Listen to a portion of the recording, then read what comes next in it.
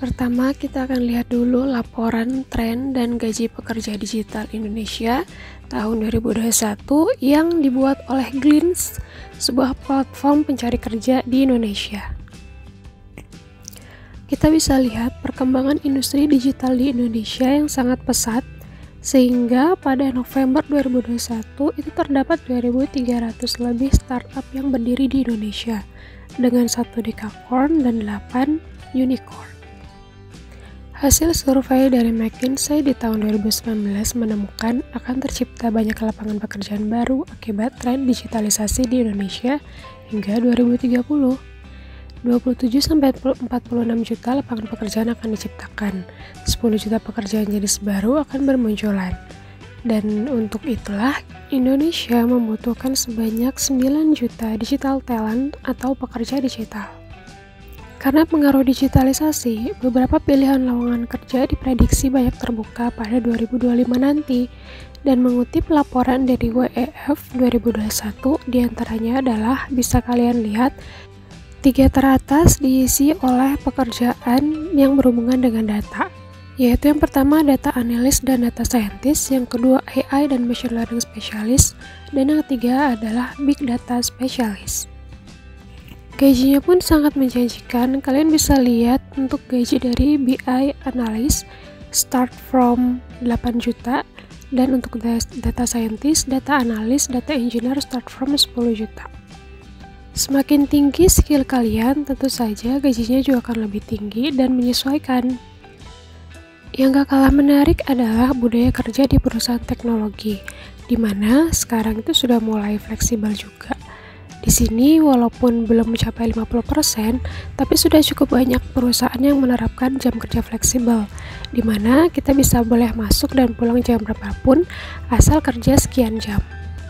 Pekerjaan di bidang data juga sangat terbuka untuk kerja dari rumah atau WFH.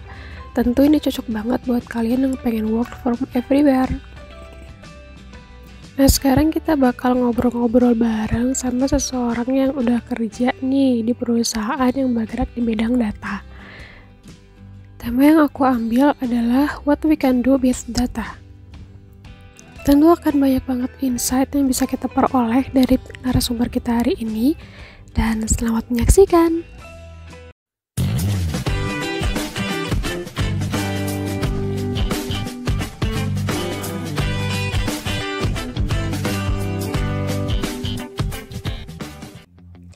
Halo guys, sebelum lanjut nonton videonya, jangan lupa untuk like, subscribe, dan aktifkan loncengnya supaya kalian dapat notifikasi ketika ada video baru. Dan juga share video ini ke teman-teman kalian ya. Terima kasih. Halo Indra, Yusuf. Ayo ke IKEA kapan, Diin? Oke, jadi malam ini kita mau sharing sama Abi. Tonton sampai selesai ya, karena kita mau ngebahas tentang data. Seru banget nih. Aku invite dulu ya Abinya. Halo semuanya, selamat malam. Ini live pertama aku di IG sama Abi. Jadi Abi ini teman S2 aku waktu di Bogor. Kita satu jurusan, satu matrikulasi juga. Selamat datang ya semuanya. Jadi sekarang kesibukannya apa nih, Bi? Sekarang itu sibuk kerja. Ya kerja ya pura-pura kerja aja sih. Biar kelihatan sibuk. Kerjaannya berhubungan dengan data nggak nih yang kita lagi mau bahas malam ini? Iya, betul banget. Kerjanya kebetulan aku di industri data. Aku saat ini di Fragment. Fragment merupakan salah satu research startup yang bergerak di bidang data gitu. Oke. Ini tinggal Abi gimana? Sendiri ini di rumah. Ya Allah. Mohon maaf. Ya, Ya, aku di rumah. Oke. Di Cimahi. Betul. Ayo kapan-kapan main ke sini kan, Jakarta dekat. Ya, next time ya. Kalau ada kereta ke sana, kalau kereta cepatnya udah jadi. Lama banget kayaknya itu, lama banget. Oke, mungkin kita mulai aja ya. Jadi kita tuh sekarang topiknya malam ini tuh kan judulnya tuh What We Can Do With Data. Kenapa sih aku ngambil judulnya ini? Karena itu tadi aku ngelihat Abi juga ya kerja di dunia yang berkaitan dengan ini. Jadi kita pengen tahu nih, semoga teman-teman nanti di sini juga bisa banyak dapat insight ya dari apa yang disampaikan oleh Abi. Karena sebenarnya dengan perkembangan zaman yang kayak sekarang ini kan benar-benar nih ya, data tuh benar-benar sesuatu yang di mana-mana ada. Terus mungkin kita nggak sadari kita bisa melakukan sesuatu dengan data itu. Itu nggak sih, Bi? Betul. Suara aku cukup jelas, Bi? Terlalu kecil nggak? Jelas kok, jelas. Kalau di aku jelas sih, nggak tahu di teman-teman yang lain. Teman-teman kalau ada yang mau komen, hai, boleh ya di kolom chat yang di bawah itu. Kalau mau nanya juga boleh, nanti kita coba baca ya. Nah, yang pertama aku pengen tahu dulu nih, Bi, menurut Abi data itu apa sih? Jadi data itu apa? Terus dari mana aja kita bisa dapetin data-data itu? Oke. Kalau mau disederhanain sih, kalau data itu adalah sekumpulan fakta gitu. Kemudian kalau dari mana kita dapat datanya gitu, ya tergantung kita mau memperoleh data itu seperti apa. Misal dengan mengajukan pertanyaan itu udah bisa dapat data karena itu sekumpulan fakta gitu. Kemudian ada lagi yang sejauh ini lebih modernnya pakai teknologi itu. Kita sejauh ini live itu datanya tersimpan di Instagram gitu. Kemudian apalagi ya semua pergerakan kita kalau mau lebih canggih gitu itu dideteksi dan disimpan sebagai data oleh platform-platform yang kita download di HP kita gitu. Gitu dulu ya. Nanti kalau lebih lebarnya akan kita bahas satu persatu. Oke. Nah, apakah dengan data yang banyak ini yang bisa kita peroleh dari mana aja, itu penting semua nggak sih sebenarnya? Ya, tentu saja enggak gitu. Kalau data itu apakah penting atau tidaknya itu sangat bergantung dengan relevansi dari sebuah data itu terhadap kitanya gitu. Misal nih, aku posisinya saat ini ada di Jakarta Selatan gitu. Kalau diinformasikan di Jakarta Utara saat ini sedang macet gitu. Apakah itu penting buat aku gitu? Padahal itu adalah sebuah data gitu. Tentu saja nggak bernilai gitu kan. Berbeda cerita kalau aku tinggal di Jakarta Selatan gitu dan saat ini aku posisinya masih di kantor gitu, terus ada informasi atau data yang ngasih tahu kalau saat ini jalan sedang macet gitu, apakah itu penting buat aku? Ya tentu saja penting. Kalau aku seandainya malas macet-macetan gitu, itu itu akan terjadi pengambilan keputusan di diri aku sendiri, mau macet-macetan dengan informasi yang tadi udah aku dapat gitu, atau aku mau stay di kantor dulu gitu, mau leyeh-leyeh dulu, atau mau santai dulu di kantor gitu. Nah, itu jadi sesuatu yang bernilai buat aku gitu. Jadi data bernilai atau tidaknya tergantung relevansi dengan kita sendiri gitu. Nah, mungkin kadang-kadang kita tuh punya banyak data yang kita punya, tapi kita nggak sadarin apa yang bisa kita lakukan dengan data itu gitu. Nah, menurut Abi, apa aja sih yang bisa kita lakukan dengan data yang kita punya? Terus contohnya kayak gimana? Karena kan mungkin kadang-kadang kita kayak punya, contohnya mungkin yang lagi baru tuh Ghazali ya, dia bikin foto selfie, terus kayak bisa dijual, kita nggak nyadar ternyata itu bisa jadi duit gitu. Iya, oke. Ini kalau kita bahas secara umum, boundariesnya agak terlalu luas ya datanya. Mending kalau mau bahas data itu kita batasi gitu. Boundariesnya seperti apa gitu. Misal data di industri, data di kehidupan pribadi, atau data di akademik gitu. Kalau udah masuknya kayak Ghazali gitu, itu data cuman agak susah dijelasin sih gitu. Kalau data yang menurut Ghazali itu dia lebih ke ini sih, apa ya? Kalau dikaitkan dengan data itu agak susah gitu, karena apa ya, menjabarkan informasi yang didapat sama sama si siapa tuh namanya Ghazali itu, ya itu kurang relevan dengan kita gitu. Mending cerita data tentang sesuatu yang mungkin relevan gitu. Pertama mungkin kita harus tentukan boundariesnya dulu, mau bahas data di industri atau mau bahas data di kehidupan pribadi gitu, atau mau bahas data di dunia akademik, karena konteksnya pasti akan beda-beda gitu. Nah, mungkin itu dulu yang perlu dibatasin. Oke, kalau gitu ngomong-ngomong soal industri nih, industri sendiri sebenarnya industri apa aja sih yang membutuhkan atau memanfaatkan data? Gitu. Kalau industri yang membutuhkan data, itu semua industri butuh data gitu. Apalagi dengan adanya sekarang ya, landscape kompetitif itu sangat ditentukan oleh data ini gitu, baik itu industri otomotif gitu, industri retail, kemudian apalagi bahkan industri pertanian itu juga sangat butuh data gitu. Kemudian contoh dalam sehari-hari ya, bagaimana ini data ini berperan gitu, yang mungkin yang agak ekstrim perbedaannya. Pertama, data di industri e-commerce nih aku contohin. Kita seringkali di handphone itu sering dikasih rekomendasi berbagai produk kan. Itu produk yang sampai ke kita gitu. Itu tiap orang beda-beda loh. Jadi produk yang direkomendasiin ke aku itu beda gitu. Produk yang direkomendasiin ketika itu berbeda gitu. Nah, itu tidak muncul secara serta-merta itu acak-acakan itu. Enggak. Itu sesuai preferensi kita, profile kita. Profile itu mencakup umur, kemudian gender gitu, kemudian apalagi dan lainnya, informasi yang bersifat pribadi sampai nanti preferensi kita. Preferensi itu diukur atau datanya diambil dari hasil browsing kita, kemudian hasil ini kita scrolling di Instagram, Twitter dan lain-lainnya yang platform media sosial lainnya itu dijadikan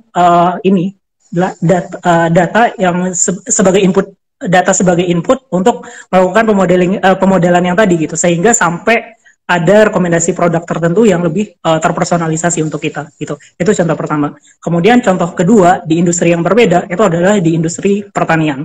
Industri pertanian apakah butuh data? Sangat butuh data. Di industri pertanian itu contohnya ya, kalau ada sebuah tanaman gitu umpamanya, yang satu menggunakan data, yang satu dia pakai cara nanamnya itu intuitif aja gitu. Kalau nanti kuning berarti ini mungkin kurang pupuk gitu. Tapi kalau dengan adanya data gitu, misal daunnya jadi kuning atau daunnya layu gitu, itu bisa diukur ininya tingkat kebutuhannya gitu. Misal kuning itu jangan-jangan karena penyakit atau kekurangan unsur hara gitu. Itu bisa diukur kalau dengan adanya data itu gitu. Kemudian data di pertanian gitu atau di tanaman, bagaimana cara mengambilnya data-data itu gitu. Itu berdasarkan namanya ada Internet of Things. Dari data itu di generate gitu, kemudian diolah, itu nanti dapat kesimpulan unsur hara apa aja yang kurang, atau dia kurang kelembaban, suhunya terlalu panas dan lain-lainnya mungkin gitu. Itu bisa bisa dijadikan landasan keputusan untuk mengintervensi agar si tanaman ini sehat gitu. Itu contoh kedua di industri pertanian. Kemudian di apa lagi ya contohnya? Di industri logistik gitu. Di industri logistik kita di S2 itu mungkin pernah mengenal namanya sistem dinamik ya. Sistem dinamik itu salah satu pemodelan yang banyak saat ini digunakan oleh para data analis gitu. Itu untuk mengoptimalkan rute gitu. Misal di pabriknya saat ini ada di Jawa Barat gitu. Kemudian jaringan distribusinya ada di Jawa Timur, kemudian ada di DKI Jakarta gitu dan lain-lainnya. Nah, untuk mengoptimalkan atau memperpendek jarak efektivitas dari efektivitas atau efisiensi dari sebuah jarak gitu agar si bisnis ini berjalan lebih efisien gitu, itu bisa dimodelkan dengan data gitu, dengan input-input yang didapatkan dari hasil lapangan gitu. Misal input datanya jarak, kemudian tingkat kemacetan gitu, apalagi akses jalan ke sana gitu dan lain-lainnya. Itu bisa bisa dimodelkan melalui ini tadi analisis data gitu. Kemudian di industri apa lagi ya? Mungkin request, kalau mau request fungsi peran data di berbagai industri, silakan.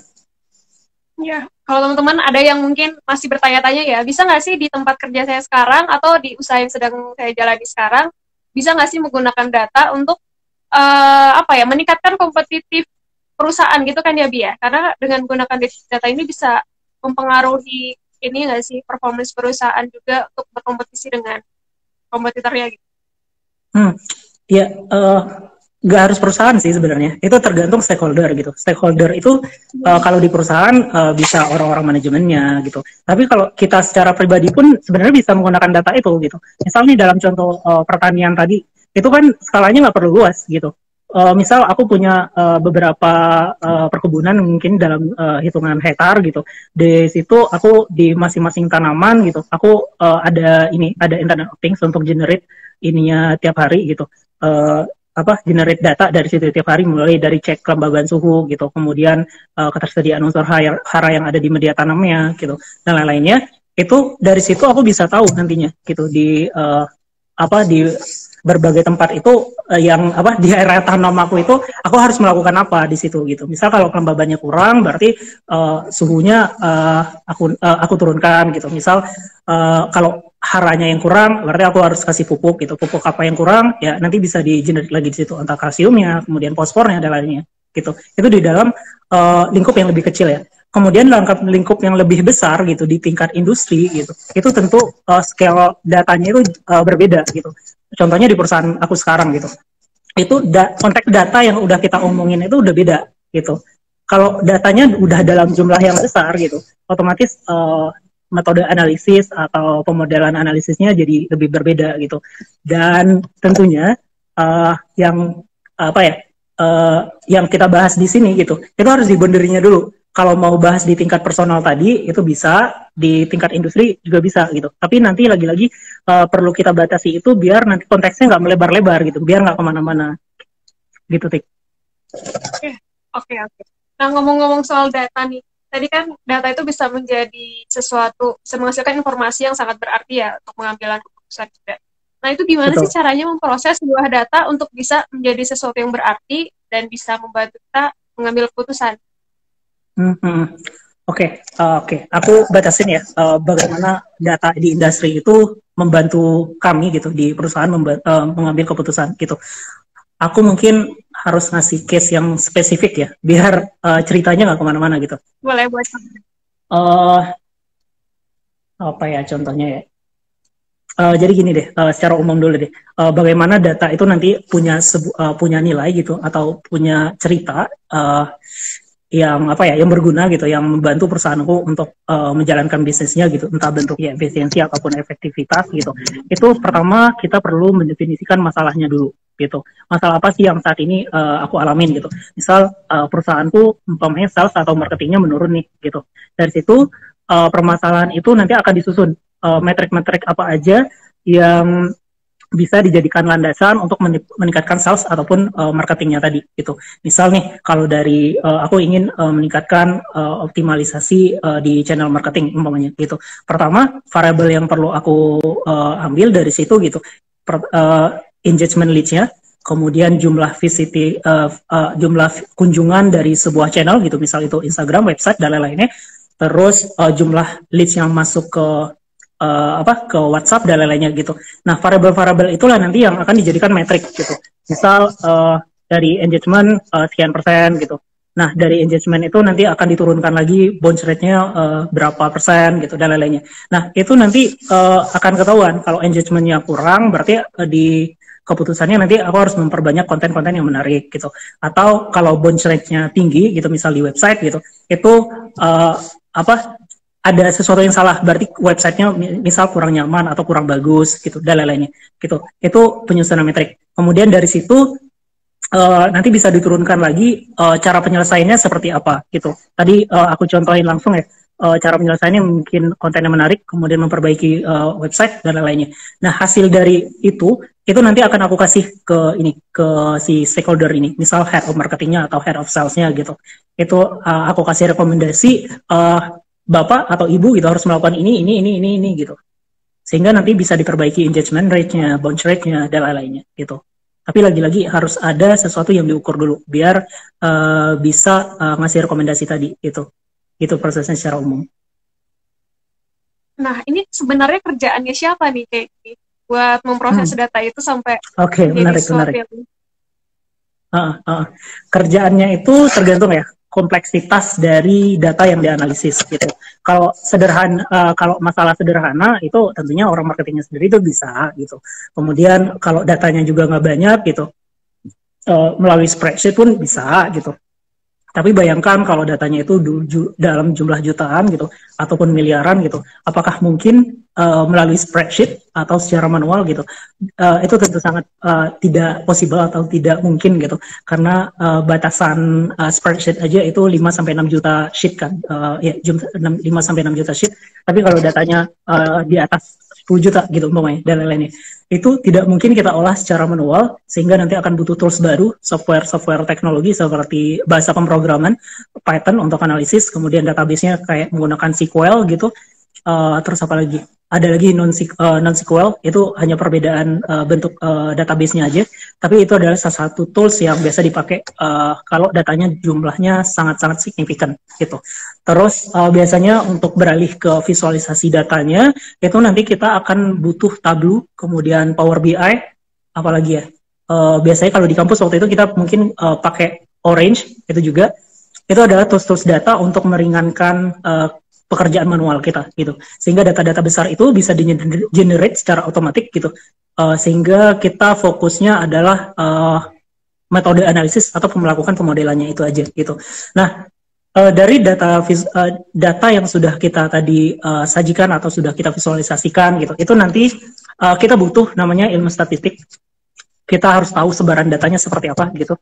Misal mediannya di mana, kemudian apakah ada data-data outlier gitu yang menunjukkan kecenderungan atau data-data anomali gitu. Nah, dari situ nanti kita bisa turunin jadi hipotesis gitu. Dari hipotesis itu biasanya kita menyusun kerangka masalah gitu. Dari kerangka masalah baru kita turunkan lagi ke ke metode analisis.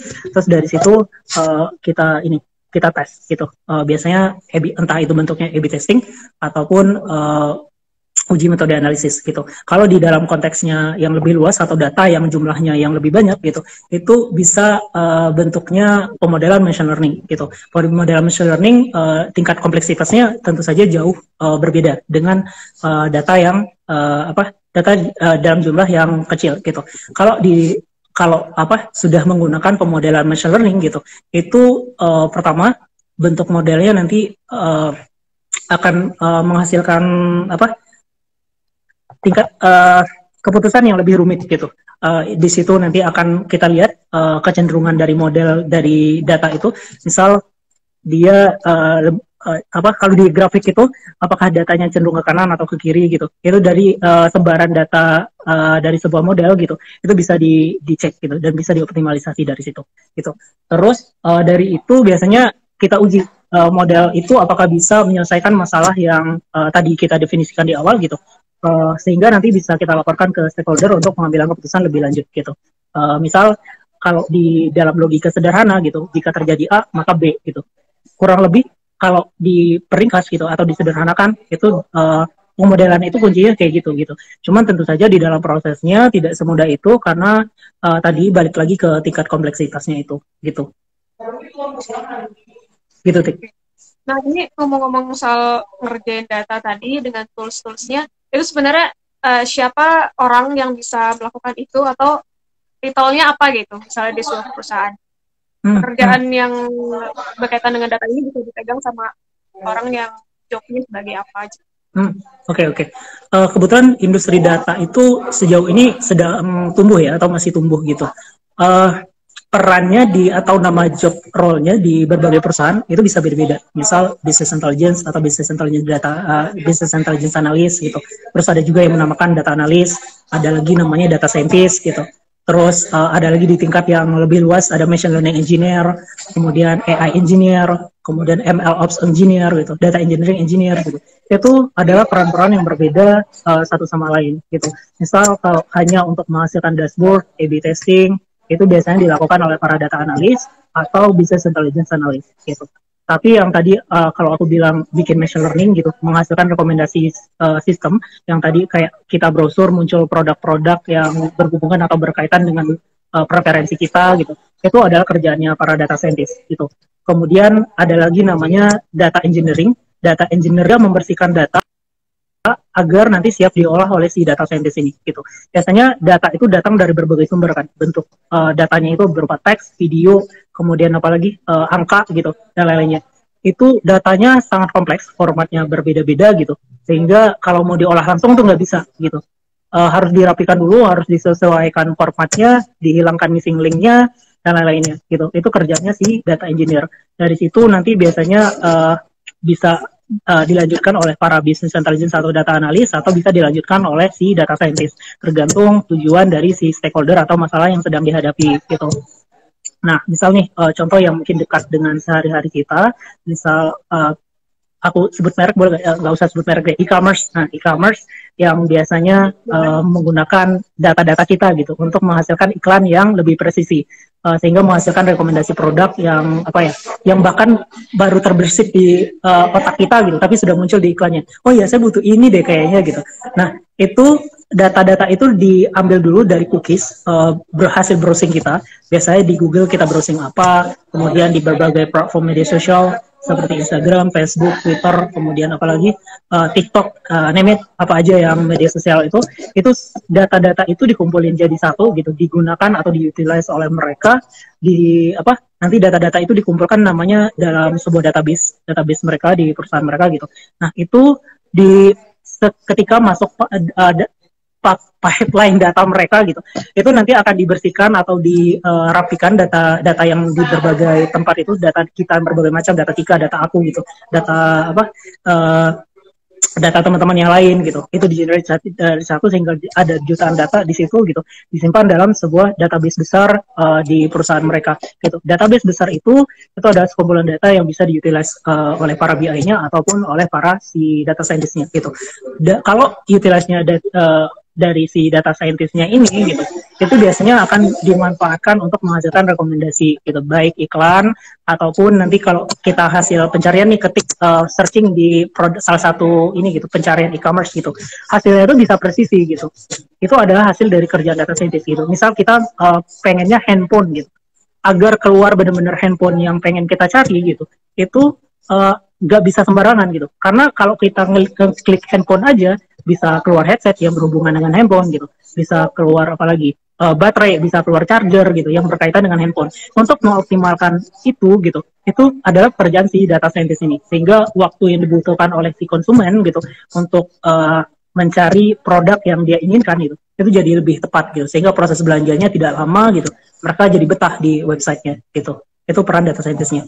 Kemudian kalau sudah melakukan pemodelan atau tadi udah ada modeling yang sudah dibuat oleh si data scientist gitu, kemudian diuji cobakan ke ininya, diterapkan atau diimplementasikan ke real world case gitu. Tadi kan kalau data scientist hanya bikin modelingnya gitu. Kalau kita bicara model gitu, itu kan berarti hanya gambaran apa ya, sedikit gambaran dari dunia nyata gitu, datasetnya itu nggak lengkap gitu. Tapi kalau udah diimplementasikan gitu, itu adalah cerita berbeda gitu, karena boleh jadi yang model yang dibuat itu seakan-akan memiliki akurasi atau presisi yang tinggi gitu, tapi ketika diterapkan di dunia nyata itu belum tentu gitu. Nah, di sini ada peran si ML Ops Engineer gitu, untuk memastikan data yang sudah atau model yang sudah dibuat oleh si data scientist tadi itu bisa bekerja di dunia nyata gitu. Nah, kemudian kalau ada bug gitu, misal apa model yang dibuat nggak jalan gitu, ML deployment-nya itu dikerjakan oleh si ML Ops Engineer ini gitu. Gitu, Tik. Okay. Oh iya, aku juga mungkin pengen cerita ya, biar kalau nggak terlalu apa ya, agak nangkep di teman-teman yang mungkin agak kurang familiar sama data gitu. Kalau disederhanakan, biasanya kalau di apa ya, di divisi yang tidak ada divisi datanya gitu, itu pivot analysis gitu, itu udah termasuk ini loh, analisis data loh itu. Cuman kompleksitasnya aja yang beda-beda gitu. Gitu. Jadi kalau teman-teman mau ngaku saya ahli data loh, bisa pivot table aja itu udah bisa jadi ahli data sebenarnya gitu. Oke. Menarik banget nih bahasannya. Agak buffering dikit. Terus tadi Abi sempat ngebahas juga kalau pekerjaan berkaitan dengan data ini atau seorang ahli data ini ada disebut tadi mengenai bahasa pemrograman, terus ilmu statistik. Aku jadi penasaran skill apa yang sebenarnya dibutuhkan, dan tiba-tiba aku keingetan nih mengenai bahasa pemrograman. Ini kan berarti ada kaitannya juga ya. Dan kemarin kata Bapak Presiden tercinta kita, lebih baik belajar bahasa pemrograman daripada bahasa Inggris. Menurut Abi gimana nih? Iya, lebih penting bahasa pemrograman dibandingkan bahasa Inggris. Masalahnya bahasa pemrograman itu pakai bahasa Inggris gitu. Gimana coba? Nggak ada bahasa Indonesianya, petunjuknya gitu. Jadi bahasa pemrograman tentu saja banyak banget gitu. Kalau di dunia data yang paling banyak digunakan itu adalah bahasa pemrograman Python, kemudian ada R gitu untuk visualisasi data. Tapi kalau teman-teman yang baru belajar bahasa pemrograman itu aku sarankan menggunakan Python aja gitu. Kenapa Python? Karena library-nya lebih lengkap gitu. Seperti ada Pandas, kemudian ada di situ lagi MATLAB, terus NumPy gitu. Scikit-learn gitu. Itu untuk analisis datanya jauh lebih lengkap library-nya dibandingkan bahasa pemrograman yang lain gitu. Nanti setelah bisa bahasa pakai Python mungkin bisa juga pelajari bahasa-bahasa seperti R, kemudian C++ dan lain-lainnya gitu. Terus kenapa juga aku menyarankan Python untuk newbie atau pemula? Itu bahasa Python itu lebih bahasanya lebih dekat dengan bahasa manusia gitu. Perintahnya itu lebih dekat sama bahasa manusia gitu. Jadi kalau mau belajar analisis data, kalau belajar bahasa pemrogramannya, mulailah dari Python gitu. Terus kenapa kita butuh Python? Kemudian tadi statistik dan lain-lainnya, dan skill set lainnya gitu. Kita butuh Python, kemudian tadi tidak cukup Python, juga butuh SQL atau relational database sejenisnya gitu. Itu karena kita tidak mungkin mengolah data yang jumlah banyak tadi dengan cara manual gitu. Selama itu masih ditampung oleh spreadsheet, itu tidak perlu namanya Python, tidak perlu namanya SQL gitu, karena itu nanti mubazir ngapain gitu datanya kalau emang bisa ditampung sama spreadsheet ya ngapain harus belajar Python atau SQL gitu. Masalahnya data di industri itu jumlahnya miliaran gitu. Kalau mungkin teman-teman tidak asing dengan big data gitu. Nah, itu salah satu cara analisisnya atau gampangnya agar bisa diolah secara lebih mudah gitu. Itu harus menggunakan Python atau bahasa pemrograman, kemudian menggunakan database gitu. Terus tentunya tidak cukup di situ, kita juga harus punya skill set namanya data wrangling. Data wrangling ini itu adalah kemampuan untuk menormalisasi data atau dataset yang tadi berantakan gitu. Misal terjadi formatnya berbeda, ada missing link gitu. Kemudian ada null, biasanya null itu data kosong. Itu harus disamaratakan format, kemudian dinormalisasi dulu gitu. Nah, itu adalah pekerjaan data wrangling gitu. Data wrangling itu termasuk cleansing, kemudian merapikan format tadi dan lain-lainnya gitu. Terus kita juga butuh namanya skills data visualization atau penyajian olah data gitu. Kenapa butuh skills data visualization? Itu karena data itu perlu kita dulu gitu, perlu kita tampilkan dulu gitu dari sebuah dataset yang sangat banyak tadi gitu. Itu ada informasi apa sih yang disajikan dari sebuah dataset itu gitu. Kalau kita umpamanya baca data dalam jumlah jutaan gitu di spreadsheet, bingung nggak ada informasi apa di situ gitu. Ini apa sih gitu dataset ini gitu. Nah, kalau di dalam jumlah yang banyak itu kita perlu kemampuan penyajian data itu gitu. Dan tentunya tidak cukup kemampuan penyajian data atau bikin grafik-grafik gitu. Tapi juga harus mampu membedakan mana yang harus ditampilkan di dalam bentuk grafik line chart, kemudian graphical chart gitu, bar chart dan lain-lainnya gitu. Itu kita harus tahu gitu, data-data seperti apa yang harus ditampilkan seperti itu gitu, sehingga nanti mudah untuk dipahami. Karena kalau enggak itu nanti bisa menyimpulkan bias gitu. Misal nih data yang seharusnya tidak menggunakan pie chart tapi malah digunakan sebagai pie chart gitu. Kemudian data yang harusnya digunakan pakai line chart gitu malah digunakan pakai pie chart gitu. Itu sangat-sangat tidak memberikan insight ke kita gitu, malah misleading informasi nantinya gitu. Itu data visualization. Terus selanjutnya itu tentu kita tidak pengen tahu doang ini informasinya then what gitu. Lalu apa dari data yang atau informasi yang disajikan dari visualisasi data itu gitu. Tentunya kita pengen ada tindakan lebih lanjut gitu. Entah itu bentuknya uji asumsi kita dengan hipotesis yang sudah dibangun dari visualisasi data itu gitu, atau kita misalnya pengen di tingkat yang lebih lanjut gitu, bikin pemodelan dari data itu gitu. Misal kita lakukan treatment A, maka hasil datanya akan kecenderungannya kayak gimana gitu. Jika kita kasih input B gitu, itu kecenderungan datanya berubahnya seperti apa gitu, sampai nanti menemukan fit-nya gitu, keputusan yang lebih mendekati yang lebih possible untuk kita terapkan di dunia nyata gitu, dengan sesuai dengan konteks masalah yang kita hadapi tadi gitu.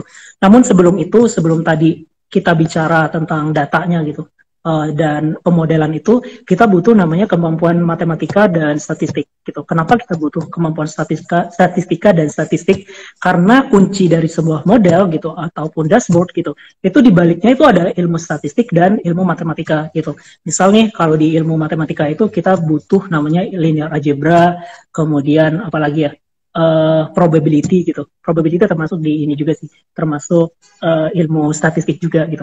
Nah, di situ kita bisa mempertimbangkan gitu peluang dari model yang peluang keberhasilan atau success rate dari dari model yang kita bikin itu sebesar apa sih akurasinya gitu. Kalau di kita mungkin dulu waktu kita belajar di statistik ya, mungkin dengan dalam bentuk sederhana kita pernah belajar tentang ini kan, tentang standar deviasi, kemudian apalagi data outlier gitu. Itu penting, itu untuk mengetes atau menguji gitu, apakah data yang kita punya itu sudah benar gitu, atau sudah sesuai dengan apa yang kita mau gitu, atau malah tidak berhubungan sama sekali dengan datanya gitu, atau malah datanya itu malah mengarahkan kita kepada bias gitu, sehingga data itu harus harus diambil ulang sampai nanti modelnya itu menghasilkan sesuatu yang robust gitu, yang tepat, yang sudah sesuai metrik, sesuai dengan konteks masalahnya, kemudian peluang success rate-nya berapa persen gitu dan lain-lainnya gitu. Itu butuh ilmu statistik di situ. Kemudian kita juga butuh namanya ekonometrik. Ekonometrik itu sederhananya kalau mau dibedah lagi itu biasanya ada statistik inference, kemudian juga ada tentang causality gitu. Kalau bicara causality gitu, kita mencoba mencari relasi dari data-data itu gitu. Misal jika kita kasih input B gitu, maka hasilnya akan cenderungnya ke A gitu dan lain-lainnya. Contoh sederhananya ini deh, contoh sederhananya data korelasi gitu, data korelasi atau causality gitu. Kalau sekarang mendung gitu, berarti ada peluang untuk hujan itu berapa persen gitu. Nah, itu termasuk causality atau korelasi gitu. Kalau kalau contoh causality gitu, kalau hari panas gitu, es krim itu bukan causality. Kalau es krim itu ada suhunya, kalau suhu panas gitu, es krim itu pasti meleleh gitu. Itu apakah ada hubungannya atau ada relasinya gitu? Itu kita tes di hubungan namanya korelasi gitu. Itu berkorelasi tapi tidak ada hubungannya dengan causality gitu. Karena boleh jadi hari panas itu memang melelehkan es gitu, tapi sifat es itu sendiri memang leleh gitu. Jadi itu kalau di ilmu korelasi itu ada korelasinya, tapi itu tidak ada causality-nya gitu, sebab akibatnya gitu. Itu adalah salah satu basic yang perlu diketahui juga gitu. Sehingga nanti model yang kita buat, kita mengerti apakah ada hubungan sebab akibatnya atau hubungannya lebih bersifat korelatif gitu. Itu berbeda. Pemahaman sederhana seperti itu sangat menentukan keberhasilan model yang dibuat oleh para BI ataupun si data scientist tadi gitu tuh. Oke, tapi kalau untuk kemampuan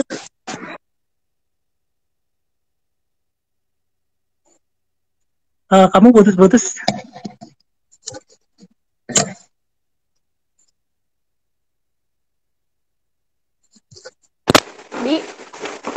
Kamu putus-putus. Halo? Jelas nggak? Ya, jelas. Tadi putus-putus ya? Oh, putus-putus. Oke. Tadi aku lupa jadi mau nanya. Oh, kalau ini kemampuan bahasa Inggrisnya nggak butuh yang advance kan? Tapi. Oh iya, betul. Bahasa Inggrisnya nggak perlu advance, minimal bisa baca dalam bahasa Inggris gitu. Misal nih, karena alasan pertama itu referensi di ilmu data gitu, itu lebih banyak mengacu berbahasa Inggris. Kemudian kalau kita jadi programmer gitu, permasalahannya itu biasanya kita cari solusinya di ini gitu, di Stack Overflow yang biasanya menggunakan bahasa Inggris gitu. Itu kenapa pentingnya bahasa Inggris.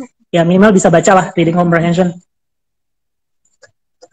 Nah sekarang mengenai tadi title job yang udah disebutin sama Abi, itu sebenarnya kebutuhannya seperti apa sih di zaman sekarang ini gitu? Kenapa? Apakah masih ada kebutuhan akan data scientist dan business intelligence dan kawan-kawannya itu di perusahaan tuh kebutuhannya seperti apa sekarang? Oke. Justru dunia itu saat ini sedang shifting ke industri data gitu. Jadi demand terhadap ahli data itu saat ini sedang tumbuh, baik itu data engineer tadi, data scientist, BI analyst, kemudian apalagi ML engineer dan lain-lainnya. Karena sebelumnya data itu tidak pernah sebanyak yang sekarang gitu. Data ini sebagai apa ya? Kalau kita di industri data seringkali menganggapnya sebagai the new oil gitu. Kenapa menganggapnya the new oil? Karena data ini digunakan untuk kepentingan optimalisasi efisiensi dan efektivitas untuk menjalankan sebuah bisnis gitu. Sehingga keputusan-keputusan dibuat itu sifatnya tidak lagi intuitif atau berdasarkan pengalaman orang tertentu saja, tapi sudah bisa dijadikan dasar yang dengan tingkat peluang keberhasilan dan tingkat biasnya itu terukur gitu. Sehingga risiko-risiko yang kita ambil dari keputusan yang kita buat itu bisa kita estimasi dibandingkan yang sebelumnya yang lebih sifat intuitif mengandalkan pengalaman gitu. Itu biasanya jadi lebih subjektif gitu dibandingkan kalau kita menggunakan data gitu. Sejauh ini yang aku tahu teman-teman juga mungkin bisa search atau browsing di LinkedIn gitu, seberapa besar kebutuhan terhadap ahli data gitu. Namun lagi-lagi ya kita itu terutama di Indonesia gitu banyak yang mengaku sebagai ahli data gitu, baik itu data scientist, data enthusiast, bla bla bla gitu. Tapi sebenarnya yang benar-benar jago gitu mendeliver solusi atau mampu menyelesaikan solusi dengan model-model yang sudah dibuat gitu, itu tidak banyak gitu. Kalau kita menyebutnya di Pacman itu datanya itu tidak terdistribusi normal gitu, kurvanya itu lebih cenderung ke kanan, ke bagian kanan gitu. Yang jago itu cuma dikit gitu, tapi yang ngaku itu banyak banget gitu. Misalnya dari sekian 100 orang yang ngaku gitu, itu kecenderungan datanya itu umpamanya cuma 2% gitu. Dari 100 orang itu yang benar-benar jago itu cuma 2 atau 3 orang aja gitu. Jadi kalau mau terjun ke industri data, kalau punya skill set ya gajinya sekitar kenaikan gajinya per tahun sekitar 15-50% per tahunnya, which is ini nggak pernah ada di posisi-posisi lain biasanya gitu. Tadi kita udah dengar dari Abi seberapa penting data itu, dan ternyata data itu dibutuhkan banget di industri, kebutuhan SDM-nya juga masih banyak. Betul. Tapi ya itu ya Bi, yang bisa menjadi expert mungkin ya, expert itu hanya sedikit. Betul. Tapi sebanding juga gitu sama apa yang bisa diperoleh gitu. Yang tadi kata Abi gajinya bisa mengalami kenaikan 15-30% ya setiap tahun ya. Betul. Kalau di inisial gajinya itu berapa biasanya untuk kalau pemula masih kecil. Kalau pemula masih kecil, tapi kalau udah mulai mid level gitu yang kemampuannya teruji gitu, itu 2 digit ke atas pastinya. Itu mulai dari belasan. Kalau mid level, kalau udah senior itu sampai ratusan, 3 digit gitu. Itu sebelumnya ada CEO Pacman, itu gajinya sekitar 50. Sebelumnya beliau juga pernah ditawari sebagai VP di salah satu BUMN, nilai tawarnya itu 3 digit gitu. Wow. Menarik nih. Itu kalau udah udah senior ya. Kenapa kalau yang junior itu masih rendah gitu, misal sekitar angkanya dari 7-8 kalau yang junior, ya itu tadi. Karena banyak yang mengaku sebagai ahli data, tapi kemampuannya belum teruji gitu. Selama dia kemampuannya teruji gitu, itu gajinya gede. Biasanya di angka belasan, ya sampai 20-30-an gitu. Itu dengan base di perusahaan-perusahaan yang besar ya. Tapi kalau perusahaan yang masih startup, yang jumlah data olahnya dikit gitu, ya tentunya juga lebih kecil. Itu sangat bergantung dengan kompleksitas data yang dia olah, besar kecilnya perusahaan, kemudian base perusahaan itu di mana gitu. Base perusahaan yang ada di Jakarta, Sumatera, kemudian Timur gitu, itu akan berbeda karena nanti gajinya akan mengikuti tempat kantor itu berada gitu. Dan menariknya adalah untuk pekerjaan di dunia data itu terbuka dari berbagai tempat atau bekerja secara remote gitu. Aku nanti daripada disebut ngada-ngada gitu ya, mending teman-teman bisa coba search untuk kebutuhan ahli data, misal data scientist, business intelligence analyst gitu di LinkedIn. Coba cari dari yang daerah Singapura gitu. itu gajinya fantastis banget, yang mungkin bisa langsung di-search saja gitu kalau mau lihat angka gajinya di situ. Cuma kalau di Indonesia, kalau pemula masih kecil, masih ya 7-8an, tapi kalau kalau udah di ini, kalau udah senior level gitu, itu biasanya nggak ada yang kecil sih. Gitu, Tik. Nah, ini makin menarik lagi nih. Tiba-tiba ada info kalau kerjaan ini bisa remote. Bisa Betul, remote itu artinya betul, kita bisa betul. kerja dari mana aja gitu kan. Dan Betul, tadi juga betul. Abi udah bilang kerja di mana aja dan bisa di luar negeri sekalipun gitu. Maksudnya kita jadi karyawan perusahaan Betul. di luar negeri yang mana range gajinya juga ya mungkin dia pakai dolar atau pakai yang lain. Jadi Betul, sebenarnya betul. bisa ya. Misalnya nih aku ngelamar perusahaan Jepang gitu. Terus tapi kerjanya remote gitu dari Indonesia. Betul, betul, bisa banget. Bisa banget Rata-rata ya. pekerjaan itu sejak pandemi itu kita ada shifting gitu. Pekerjaan yang berbasis teknologi biasanya cenderung mengutamakan remote atau WFA, work from anywhere gitu. Jadi kalau Tika lagi di Bali gitu, lagi santai di pantai gitu, itu bisa banget.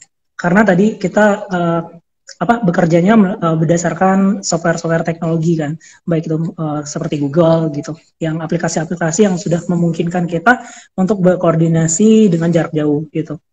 Termasuk di Pacman. Di Pacman sebenarnya remote, cuman untuk teman-teman yang ya bahasa sih di level manajerial gitu, itu emang diwajibkan datang ke Jakarta biar koordinasinya lebih mudah gitu. Cuman kalau di ahli teknologi itu kan dia biasanya spesialisasinya di bidang tertentu gitu. Biasanya WFH kalau ngantor itu cuman ngabisin waktu mereka doang gitu, baik itu entah macet-macetan ke kantornya dan lain-lainnya gitu. Gitu. Selama tersedia internet dan gadgetnya tidak bermasalah, sangat mungkin kan untuk kerja remote, termasuk tadi luar negeri, itu Singapura, Jepang dan lain-lainnya, itu sangat terbuka. Kalau nggak percaya ya buka aja LinkedIn-nya ya, daripada aku disebut ngada-ngada. Iya, ini teman-teman bisa ngecek sendiri ya. Soalnya sekarang tuh kan kayak udah ada fitur untuk milih tempat kerjanya untuk yang remote atau hybrid juga ada, bisa ya kita cek di LinkedIn. Betul. Jadi benar-benar teman-teman bisa mastiin sendiri apakah benar pekerjaan ini benar-benar bisa remote, karena kayaknya sejak pandemi ini generasi rubahan makin seneng WFA. Betul. Apalagi kalau misalnya bisa dapat FYI, kalau teman-teman di sini ada yang tertarik kerja WFH juga, silakan mendaftar di Pacman. Kebetulan saat ini kita punya rekrut banyak orang. Silakan buka pacman.io, kemudian career. Ini menarik nih, kalian job vacancy. Nah, itu karena tadi kan udah menarik banget ya untuk bisa kerja sebagai ahli data, ternyata peluangnya besar. SDM-nya masih kurang, ini tuh benar-benar peluang banget, apalagi bisa kerja remote. Sebenarnya kualifikasinya seperti apa sih? Apakah kita tanpa background IT juga bisa benar-benar belajar dari nol, atau kita harus punya minimal requirement untuk bisa belajar seperti ini gitu? Oke. Kalau kalau posisi yang teman-teman kejar adalah kayak yang tadi, business intelligence, data scientist, data engineer, dan lain-lainnya, itu teman-teman sudah harus punya skill set gitu. Tidak cukup dengan spreadsheet atau Google Data Studio dan lain-lainnya. Teman-teman harus punya kemampuan pemrograman, terutama Python yang library-nya banyak. Kemudian teman-teman juga harus menguasai data wrangling dan data visualization.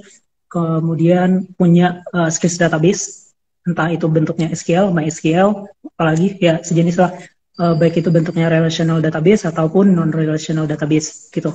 Kemudian kalau mau di tingkat yang lebih advance, kemudian jadi data scientist, data engineer, MLOps gitu, itu teman-teman juga harus pinter statistik, kemudian matematika gitu. Selama itu bisa teman-teman kuasai gitu dan bisa mengolah data itu teman-teman udah bisa lamar sebagai ini kok, data scientist ataupun tadi data engineer ataupun business intelligence analysnya itu gitu.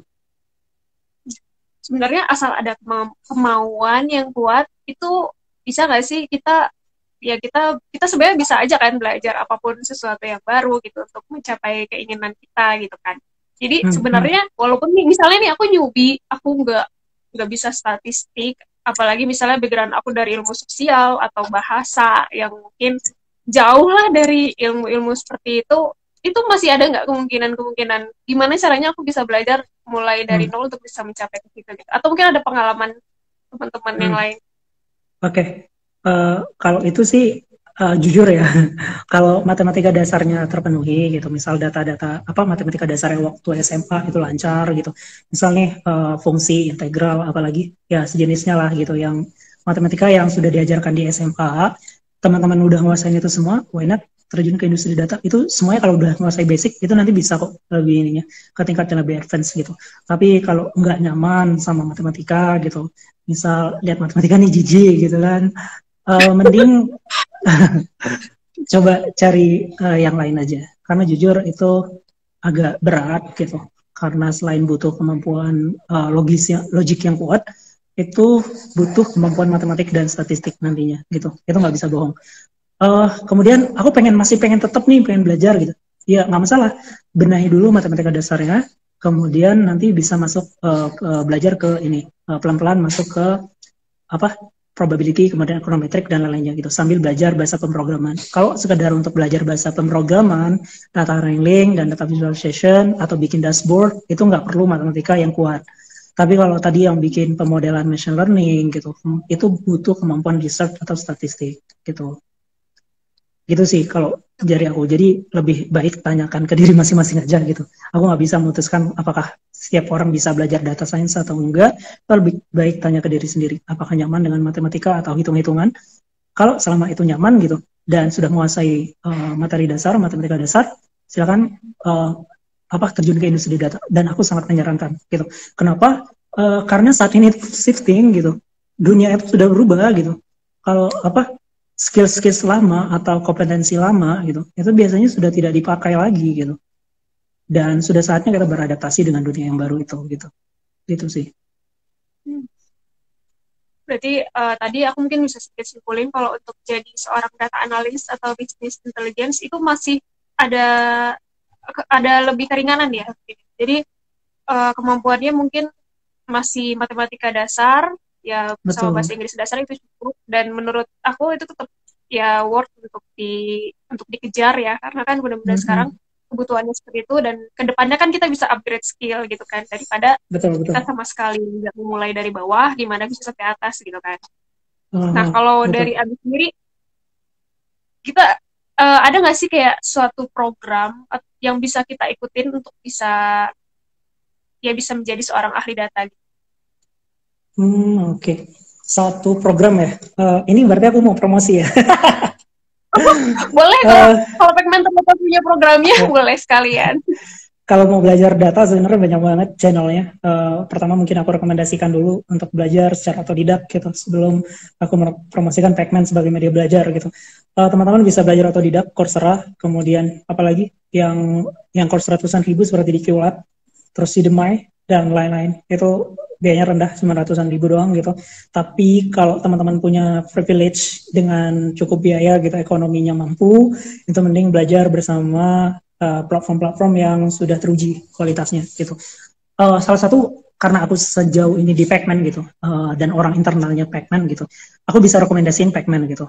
Karena pertama aku tahu dari sisi bagaimana orang-orang di Pacman mempertahankan kualitas gitu untuk membantu teman-teman yang pengen belajar data, baik itu business intelligence atau data scientist, kemudian juga nanti ada sekolah engineeringnya.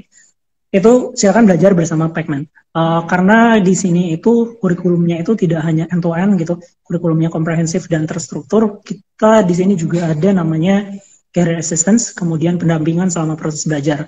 Pendampingan selama proses belajar itu penting. Kenapa? Karena kita cepat putus asa belajar data. Dan terutama untuk yang newbie, itu biasanya cenderung tidak tahu mau belajar data itu dari mana sih gitu.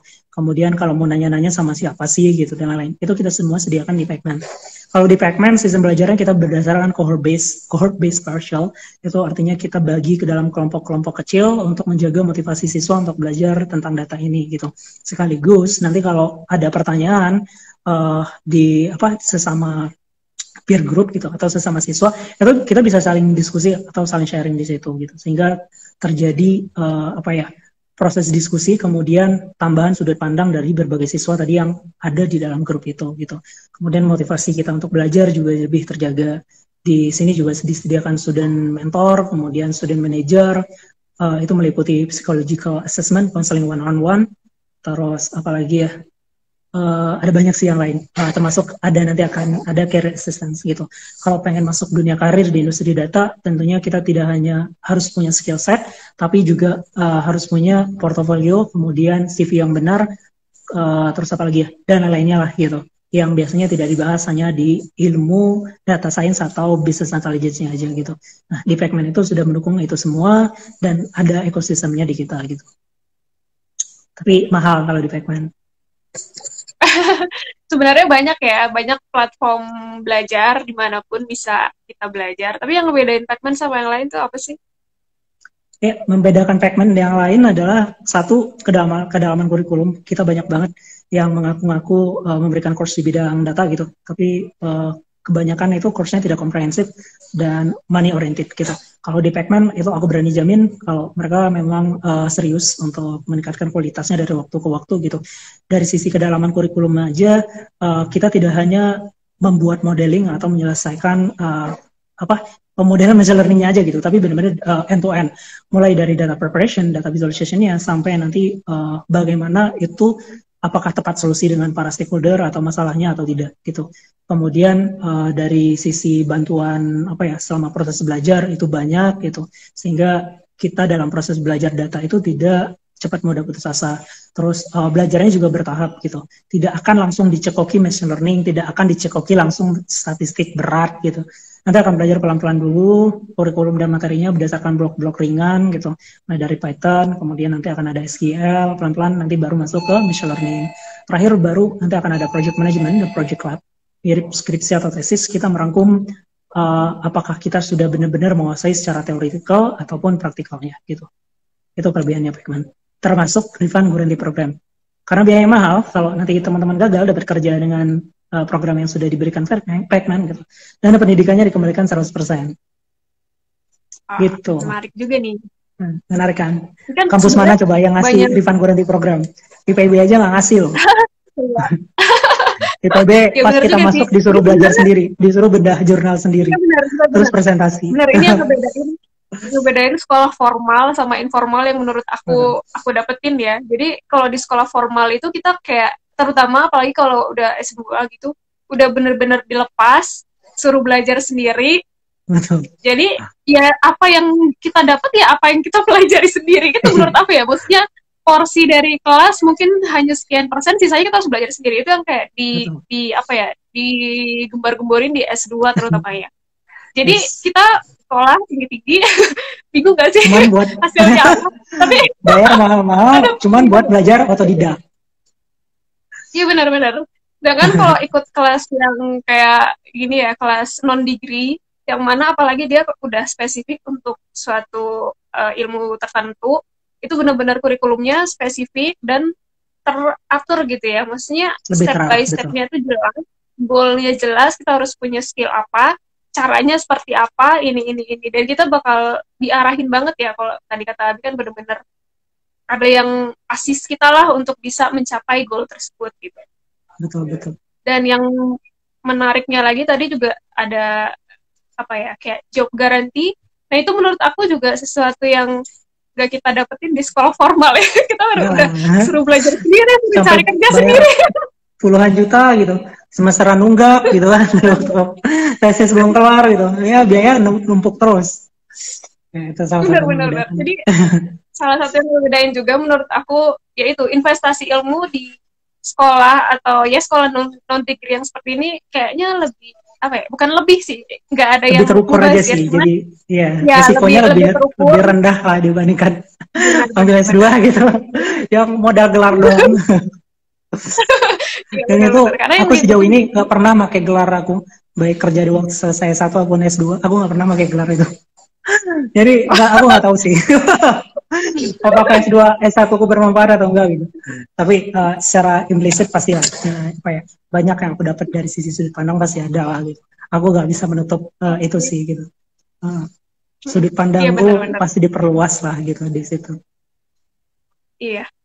Ya, aku juga setuju sih. Jadi buat teman-teman yang mungkin tertarik untuk masih bingung gitu mau ngelanjutin kuliah atau meningkatkan skill, upgrade skill, mungkin bisa jadi pertimbangan ya dengan program non degree ini, karena benar-benar investasi yang menurut aku bisa balik dengan ya sesuai dengan apa yang teman-teman butuhin gitu. Apalagi ada job guarantee.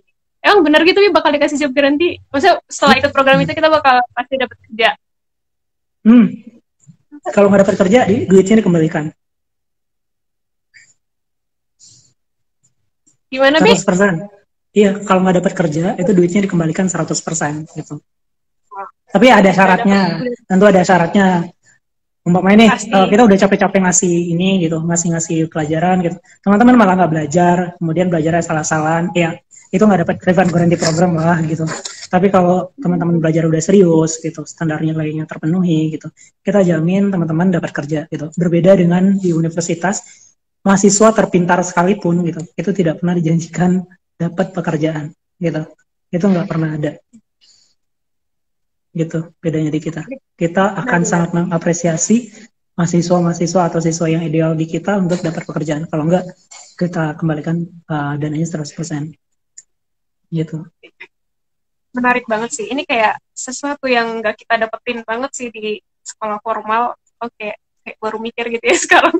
Makanya aku cukup merekomendasikan buat teman-teman yang emang ya pengen skill itu benar-benar dibutuhin. Jadi ya upgrade skill lah kalau kita punya keinginan belajar yang kuat, kayaknya sekolah seperti ini perlu teman-teman pertimbangkan. Apalagi ini benar-benar sudah dibutuhkan dan sekolahnya pun udah menyesuaikan dengan standar industri nggak sih, maksudnya dengan apa yang harus dicapai gitu. Kadang kalau kita habis lulus dari sekolah formal tuh kayak kita harus upgrade lagi skill kita untuk bisa menyesuaikan dengan industri itu. Dia butuh skillnya seperti apa kayak gitu. Tapi kalau dengan ikut program seperti ini, mereka kayak tarik mundur gitu nggak sih? Kurikulumnya tuh dibangun untuk bisa mencapai requirements di industri itu seperti apa. Jadi kita nggak ada ketinggalan skill sesedikit pun gitu. Ini mungkin ya sebagai tambahan yang membedakan Pacman sama yang lain. Pacman itu dia pelaku industri juga di industri data. Kita biasanya ada klien-klien besar. Kalau mau aku sebutin seperti Astra, kemudian Philip Morris dan lain-lainnya itu pernah ditangani oleh Pacman untuk pemodel machine learning. Itu kita namanya ada Pacman Consulting, sekarang udah branch out namanya Valiance gitu. Itu konsentrasinya lebih fokus untuk bikin konsultansi machine learning di bidang data gitu, sehingga inline apa yang dibutuhkan atau update di industri dengan apa yang kita ajarkan di Pacman Academy gitu. Nah, buat teman-teman nih yang pengen mengenal, aku jujur baru tahu Pacman dari kamu loh, Bi. Oke. Aku nggak tahu teman-teman di sini udah pada tahu atau belum sebelumnya. Kira-kira ada nggak sih program free yang bisa diturin teman-teman untuk lebih mengenal data itu seperti apa, terus kayak Pacman itu seperti apa? Oke. Gimana? Boleh diulang dong pertanyaannya. Tadi aku ngetik. Ya, kalau mau teman-teman follow, kira-kira follow sebelum investasi. Ya, sebelum kita melakukan investasi ilmu, kita pasti kan pengen lebih mengenal data itu sebenarnya seperti apa, terus kayak belajar di Pacman itu seperti apa, worth nggak sih untuk kita investasi di sana? Ada nggak sih kayak program pengenalan atau yang free-nya gitu? Ya, betul. Kita ada namanya intro program, itu free, sejauh ini sedang berjalan hari pertama untuk intro program sedang berjalan hari ini. Tadi udah dikasih materialnya sama Mas Adit. Kalau teman-teman pengen tahu lebih lanjut, itu bisa akses YouTube atau channelnya Pacman, @pacman.ai. Itu batch keduanya untuk intro program akan dibuka 2 minggu lagi. Gitu. Nanti programnya gratis, nanti bisa ikut.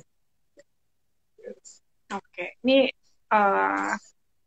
penjelasan dari Abi ini benar-benar ini banget ya, benar-benar bikin kita tertarik untuk kalau aku tuh kayak ya ampun, gimana sih caranya biar bisa ya seperti itu gitu. Karena aku pernah juga ikut kelas yang otodidak, itu menurut aku masih kurang ya, maksudnya betul. Kadang kita sulit untuk termotivasi. Kita kayak otodidak tuh harus punya motivasi sendiri. Tapi kalau dengan ikut kelas-kelas kayak gini tuh menarik karena ada yang ngebimbing, benar-benar ngebimbing sampai bisa, bahkan sampai dikasih garansi kerja.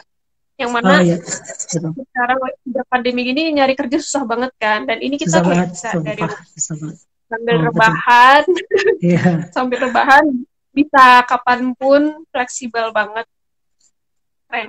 Nah ini Abi kira-kira ada ini nggak pesan-pesan buat teman-teman yang mungkin emang pengen banget terjun ke data, pengen jadi ahli data, tapi bingung gitu mau mulai dari mana.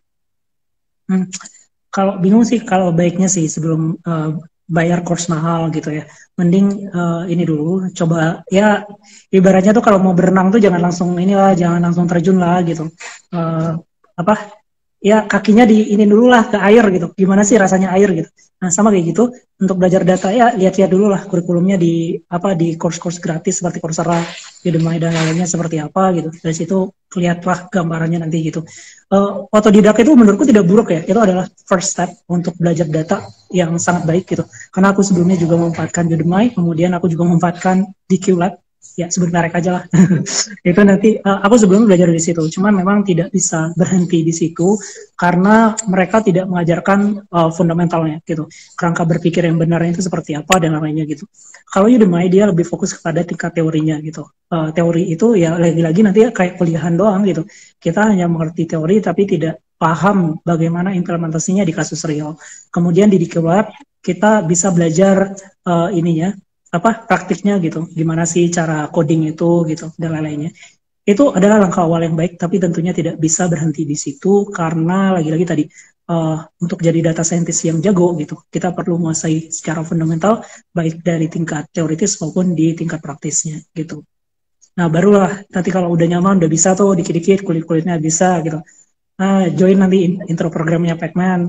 Terus habis itu kalau memang punya dana untuk pendidikan lebih gitu, punya privilege untuk untuk belajar dengan course yang nilainya cukup tinggi kalau dari sisi duit gitu, itu mending ikut course aja karena tadi ada mentornya sama belajar, kita ada hands on praktik dari kasus real gitu, dan banyak benefit-benefit lain yang tidak ada di ketika kita belajar otodidak gitu, termasuk jaringan komunitas.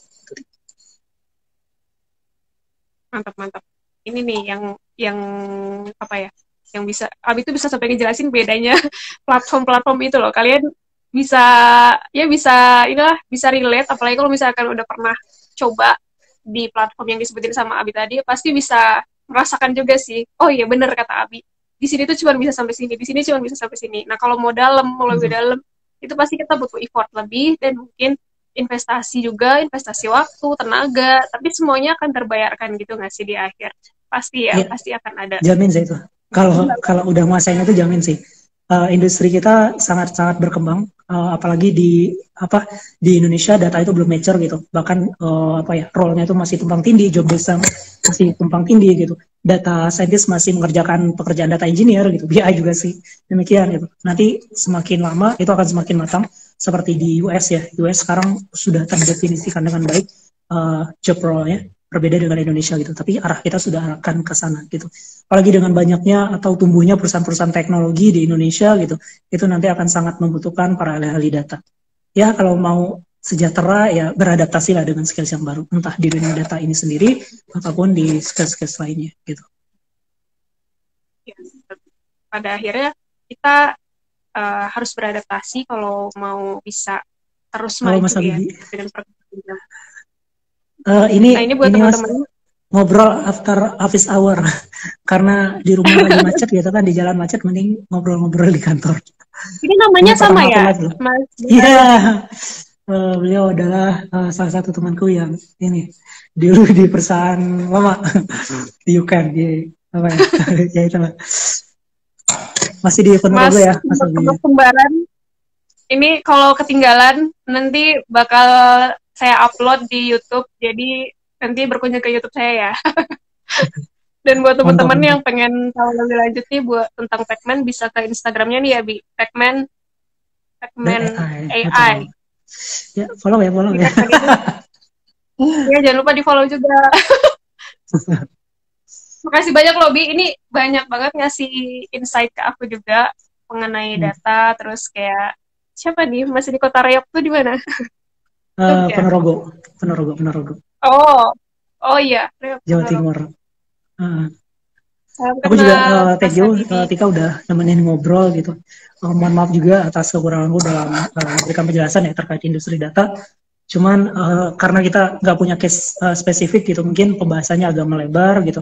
Tapi kalau teman-teman pengen diskusi lebih lanjut bagaimana implementasi data di masing-masing industri yang lebih spesifik, feel free banget buat ini WhatsApp ataupun DM di Instagram gitu. Ini bahas masa depan kan.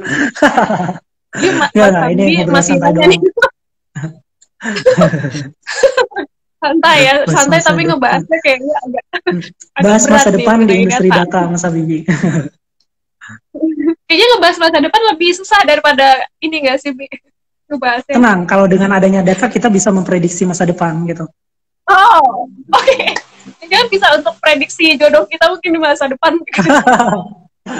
Kalau datanya tersedia bisa. Masalahnya data pengambilan datanya kayak gimana gitu.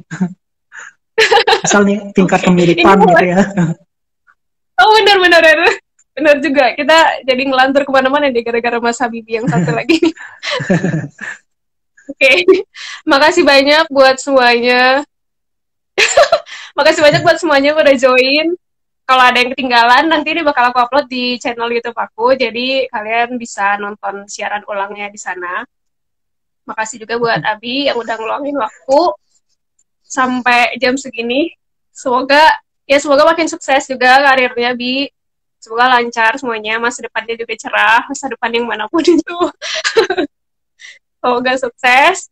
Dan jangan lupa untuk tahu info lebih lanjut mengenai data, bisa Pacman AI, di follow ya semuanya. Karena ini Pacman tuh benar-benar spesialisnya data gitu. Jadi kalau kalian tertarik sama data, masih masa depan bersama.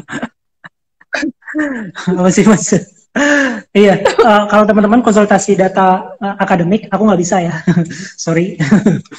Tapi kalau mau ngobrol tentang data di industri itu boleh gitu. Karena lagi-lagi cakupan data tuh sangat luas banget gitu. Ya kalau basic data kemudian data di industri ya nggak masalah. Tapi kalau data di akademik itu akan berbeda gitu. Mungkin yang mirip itu adalah metode-metode analisisnya aja gitu. Sip. Oke, Tik.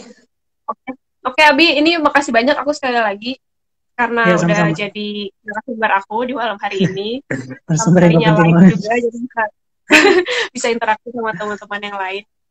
Semoga lancar semua kerjaannya Abi juga, dan sebenarnya sampai jumpa lagi ya, Abi, di lain kesempatan. Sampai jumpa lagi, Tik. Sampai jumpa juga. Yuk, aku close ya. Thank you. Ya, thank you, Abi.